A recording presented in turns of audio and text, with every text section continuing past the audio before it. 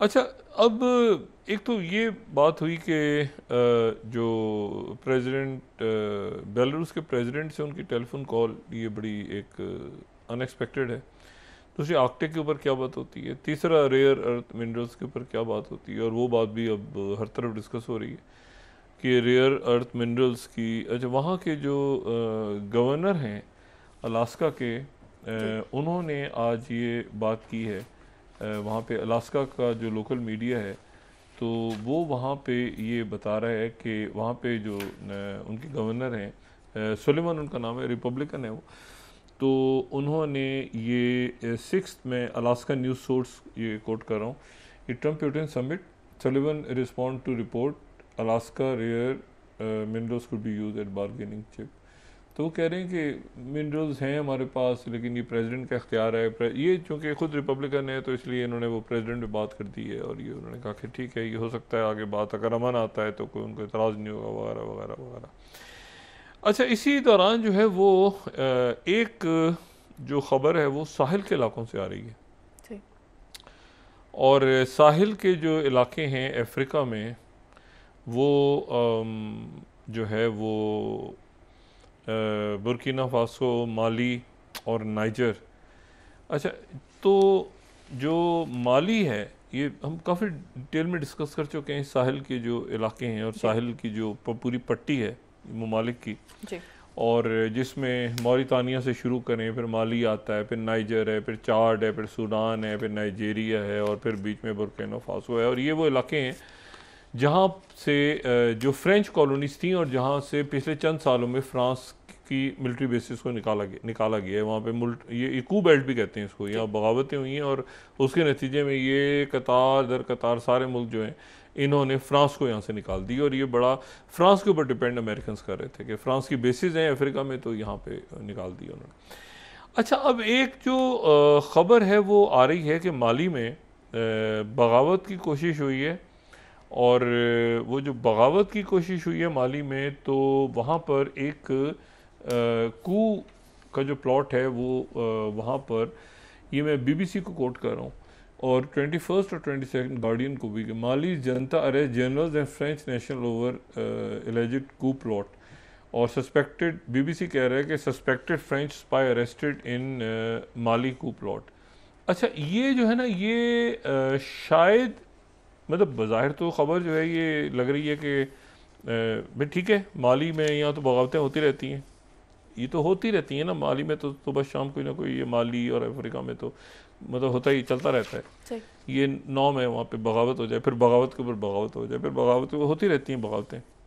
तो लेकिन ये है कि ये जो बगावत है, ये बगावत, इसकी जो टाइमिंग्स हैं बगावत की, और उसमें फ्रेंच नेशनल को पकड़ा है, वो थोड़ा सा मेरे लिए इसलिए जो है उसमें एक इंटरेस्ट की वजह ये है कि बुर्किना फासो और माली और नाइजर, ये तीनों मुल्क जो हैं, बुर्किना फासो, माली और नाइजर, ये जो तीन मुल्क हैं, जी। इन मुल्क के जो आर्मी चीफ्स हैं वो मॉस्को में थे। और मॉस्को में, अच्छा, ये मैं बहुत पहले बात कर चुका हूँ कि ये यहाँ पे अफ्रीकन कोर जो वेस्टर्न है, और उधर से उनके वैगनर ग्रुप, और ये पूरा अफ्रीका के अंदर एक जो है, ये एक लंबा खेल है। तो यहाँ पे आर्टिकल में कोट कर रहा हूँ कि मॉस्को ने जो है वो साहिल की स्टेट्स को अपनी मुकम्मल फ़ौजी सपोर्ट देने का ऐलान कर दिया कि हमारी जो आर्मी है, ये 15 स्लाइड में कोट कर रहा हूँ। अब कौन कौन मिला है? बुर्किना फासो, माली और नाइजर, जी। इनके लोग मिले हैं, डिफेंस चीफ्स और ये मिले हैं। और उन्होंने बाकायदा ये कह दिया है, ये स्ट्रेटेजिक पैक्ट साइन हो गया। पहले तो ये था ना कि वैगनर ग्रुप जा रहा है इधर, अब रशियन ट्रूप्स उनको सिक्योर करेंगी। रशियन ट्रूप्स के साथ उनका स्ट्रेटेजिक मुआहदा हो गया है कि हम जो हैं वो, तो उसके साथ ही खबर आ रही है कि ये वहाँ पे कू प्लॉट गिरफ्तारियाँ हो गई, ये हो गया, वो हो गया। तो ये आप समझ लें कि ये इसमें रशिया जो है और चाइना, उसका जो फुटप्रिंट है वो अफ्रीका में बहुत ज़्यादा बढ़ चुका है, बहुत ज़्यादा बढ़ चुका है।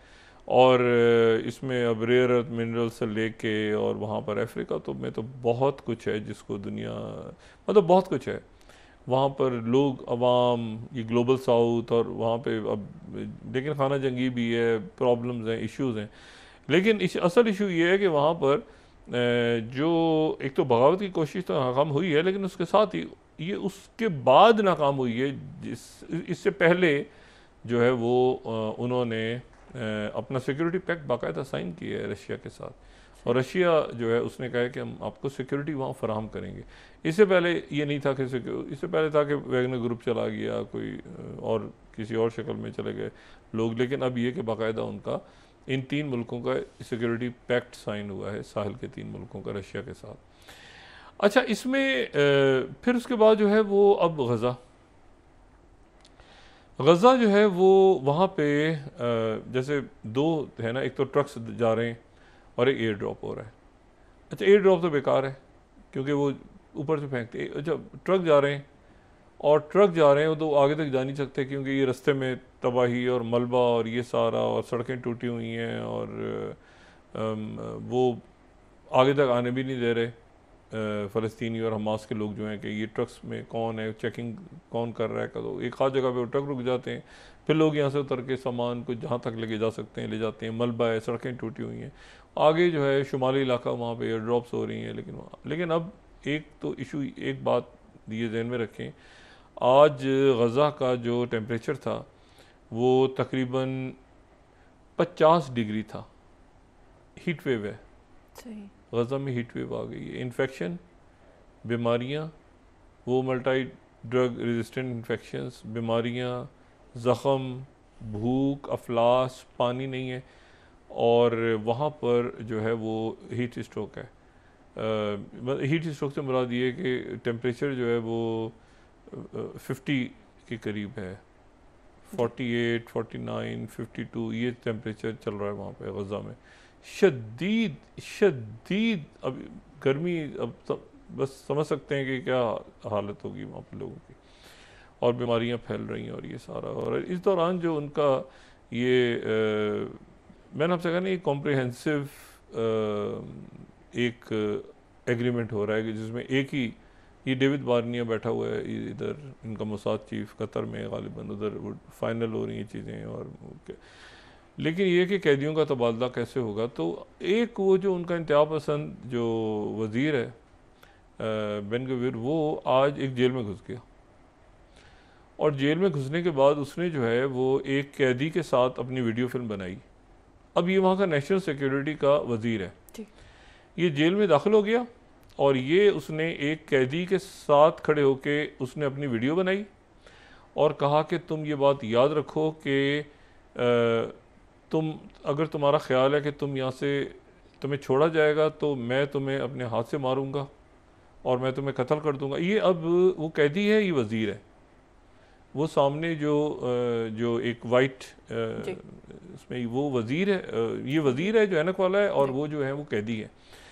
और इसने ये वहाँ पे ये फोर्स के साथ दाखिल हुआ है जेल के अंदर, और उसके बाद इसने कैदी को कहा कि मैं तुम्हें अपने हाथों से मारूंगा और तुम्हारा ख्याल है कि तुम जो वो कोई बहुत बड़ी चीज़ हो और अपने हाथों से तुम्हें मैं यहाँ पे मार कर। और उसके बाद ये वीडियो जो है इसने ये वीडियो जारी कर दी है।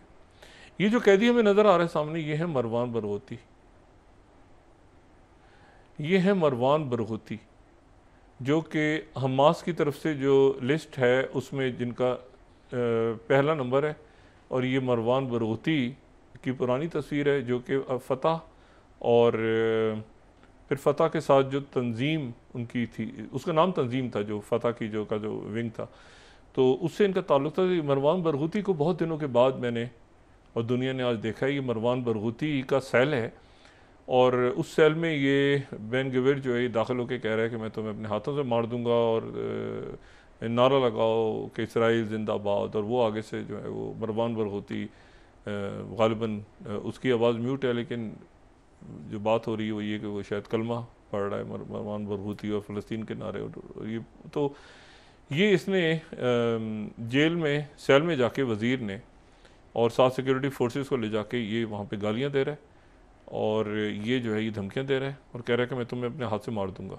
और फिर उसने ये वीडियो वहाँ से जारी की है, और ये उस वक्त जारी की है जब ये एक ही वक्त में सारे कैदियों को रिहा करने की और सारी रमालियों को रिहा करने की बात हो रही है। कभी कहता है ग्रेटर इसराइल, कल इसने ग्रेटर इसराइल की बात की थी, आज ये मरवान बरगोती के और मैं इसको मरवान बरगूती को लोगों ने बहुत सालों के बाद देखा है। मरवान बरगूती को ये 2004 से मरवान बरगूती जो हैं ये कैद में है, और ये जो है इनको फ़लस्तीन में मंडेला भी कहा जाता है, और ये बहुत पॉपुलर है। और बहरहाल, लेकिन मुझे जो इसमें एक बात बड़ी अजब सी लगी कि एक दिन वो कहता है कि मैं E1 पे सेटलमेंट्स बनाऊंगा उस इलाके में जो कि मगरबी किनारे का इलाका है, ताकि हमेशा के लिए फ़लस्तीनी रियासत का तस्वुर ही ख़त्म हो जाए। एक दिन ये कहता है कि ग्रेटर इसराइल बनेगा। एक दिन ये कहता है, एक दिन आज कुछ भी नहीं था तो ये इसराइल में दाखिल हो गया, और कभी ये मस्जिद अक्सा की आगे वीडियो खड़ा होकर बनवा रहा होता है। तो ये जो है ये वहाँ पर शदीद, अभी मेरा ख्याल है, ख्याल भी और कुछ इतला भी है कि प्रेसिडेंट ट्रंप की दोबारा बात हुई है ये कतर में कि क्या मामला चल रहे हैं आगे, क्योंकि वो पुतिन के साथ जो गुफ्तगू होनी है उसमें इसराइल भी और गज़ा भी डिस्कस होगा, और प्रेसिडेंट पुतिन जो है वो 2 दफ़ा नेतन्याहू से उनकी बात हो चुकी है। तो ये जो है अब एक ऐसी सिचुएशन बनी हुई है जिसमें कोई ना कोई अपडेट उनकी तरफ से, क्योंकि अगर दोनों मीडिया को फेस करते हैं, फ़र्ज़ करें दोनों मीडिया में आ जाते हैं, मीडिया की तैयारी है ना वहाँ पे, मीडिया में आते हैं दोनों, तो ये आप भूल जाएं कि वहाँ गज़ा की बात नहीं होगी। मीडिया जो है वहाँ पे गज़ा की बात नहीं करेगा, और लाजम पूछेगा कि गज़ा पे आपकी क्या पॉलिसी, गज़ा का सीज़फायर कब हो रहा है, या ये यूक्रेन का तो चलें जो होना है सो होना है, आप दावत वहाँ पे जाएंगे, खाएंगे, क्या करेंगे, लकाशंको से बात आपकी हो गई, सब कुछ हो गया। ये गज़ा का कत्लेआम कब ख़त्म होने जा रहा है?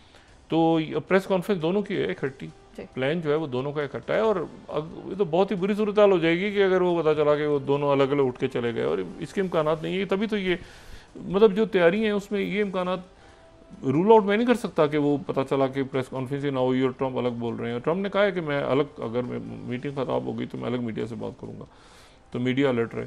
लेकिन ये है कि ये मेरा नहीं ख्याल कि ये महफिल होने को हो भी सकती है मीटिंग नाकाम, लेकिन अगर मीटिंग ये नाकाम हो जाती है तो उसके नतीजे में फिर सारा सब कुछ, क्योंकि फिर सैंक्शंस लगेंगी रशिया मजीद, कि उन्होंने कहा है कि मैं मजीद सैंक्शंस लगाऊंगा। अच्छा, ये फिर प्रेसिडेंट ट्रंप का जो एक जो पीस का है ना 24 दिनों में और इतने दिनों में गज़ा को करवाना, ये फिर ये सारा का सारा ब्लो अप हो जाएगा, पूरा का पूरा, क्योंकि गज़ा तो बिल्कुल मख्तल बना हुआ है, उधर वो यूक्रेन भी नहीं हो सका, ये भी नहीं हो सका। तो प्रेसिडेंट ट्रंप जो है वो उन्होंने सीज़फायर करवाना, उनको पता है EU जो है वो, और नेटो और EU वही सब कायल हो गए हैं, मतलब ये ज़हनी तौर पे भी तैयार हो गए हैं, और सारे 2 लाख लोग, मैं बस ऐसे 2 लाख यूक्रेनियंस अमेरिका से डिपोर्ट होने जा रहे हैं, जो जंग के दिनों में अमेरिका आ गए थे और जिनका ख्याल था कि उनको प्रेसिडेंट बाइडेन ने कहा था कि वहाँ जंग से आप मुतासर हैं तो आप अमेरिका आ जाएं।